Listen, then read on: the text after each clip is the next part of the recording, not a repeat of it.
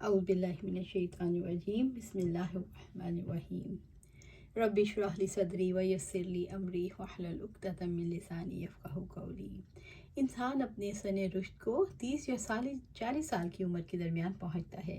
ये 40 साल रुश्द व हदायत के होते हैं। इसकी सारी मुसीबतें दूर हो जाती हैं। इसका तफक्कुर, इसका गौर व फिक्र पूरा हो जाता है।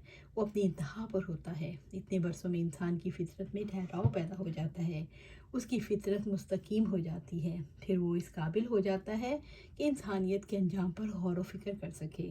कुरान मजीद ऐसी ज़हनीत की वारदात को कलमबंद करता है जो साले फितरत रखती है। वो फ़र्द जो साले जहन रखता है, साले फितरत वाला इंसान जो अपने वालिदैन के एहसान को महसूस करता है। रब ताला अपने इंसानी मतलूब को पेश करता है कि एक इंसान को ऐसा होना चाहिए।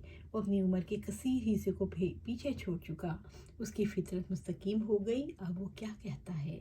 वो कहता है, मेरे रब मुझे तौफीक दे कि मैं तेरी उस नेमत का शुक्र अदा करूं जो तूने मुझ पर और मेरे वालिदैन पर इनाम फरमाई, और ये कि मैं ऐसे नेक अमल करूं जिससे तू राज़ी हो जाए, और मेरे लिए मेरी औलाद की इस्लाह कर दे।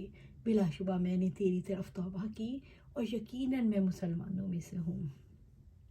दुआ के इतने हिस्से से पता चलता है कि ये एक साले फितरत रखने वाला बंदा है जो शुक्र अदा करना चाहता है और उसकी तौफीक मांगता है, और अपने वालिदैन पर किए जाने वाले एहसान को भी महसूस करता है।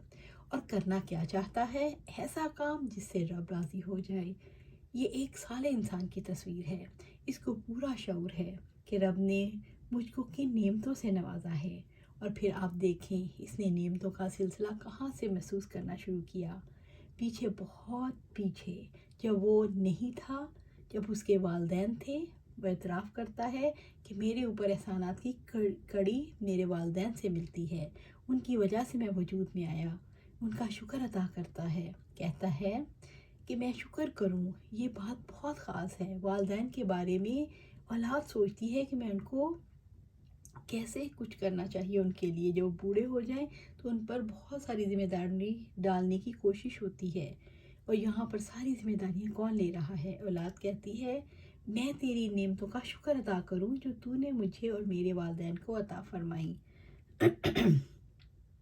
नेमतों का शुक्र अदा करना चाहता हूँ जो आपने मुझ पर की और मेरे वालिदैन पर की, और वो भी तो मुझ पर ही थी। मैं उनका भी शुक्र अदा करता हूँ। या अल्लाह, तो उसकी भी मुझको तौफीक दे दे। व अन अमला सालिहन तरज़ाहु, और मैं एक ऐसा नेक अमल करूँ कि तुझको पसंद आ जाए। ये नेक अमल कौन सा है? अपने लिए भी और वालिदैन के लिए भी।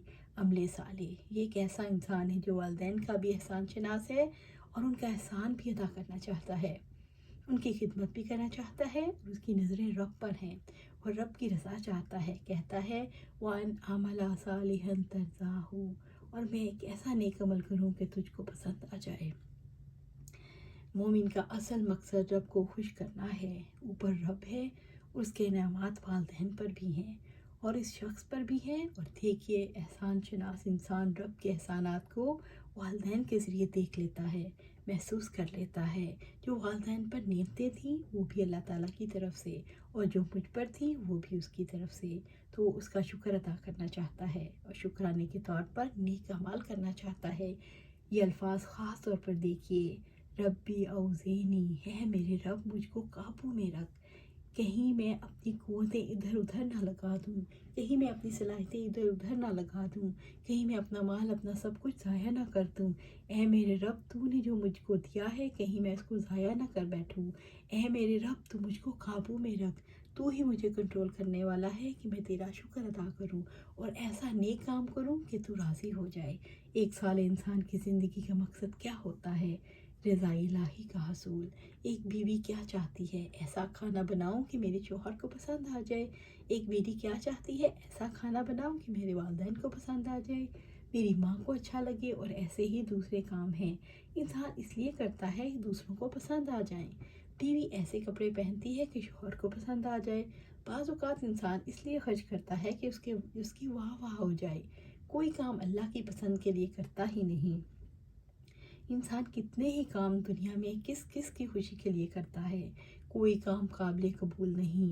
अल्लाह ताला के यहाँ कौन सी चीज़ कबूल है?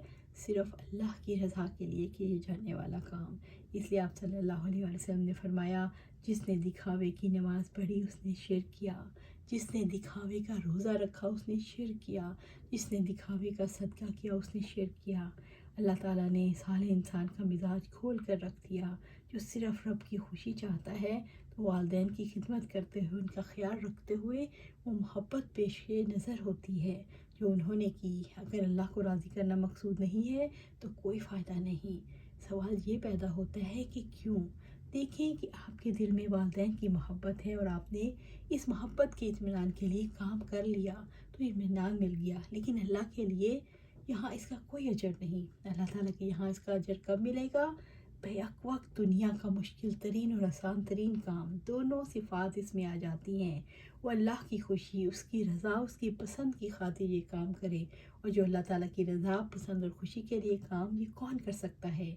جو شعوری طور پر جیتا ہے، جو سوچ سمجھ کر کام کرتا ہے، جس کا رخ کسی اور کی محبت کی طرف نہیں اللہ کی محبت کی طرف ہوتا ہے۔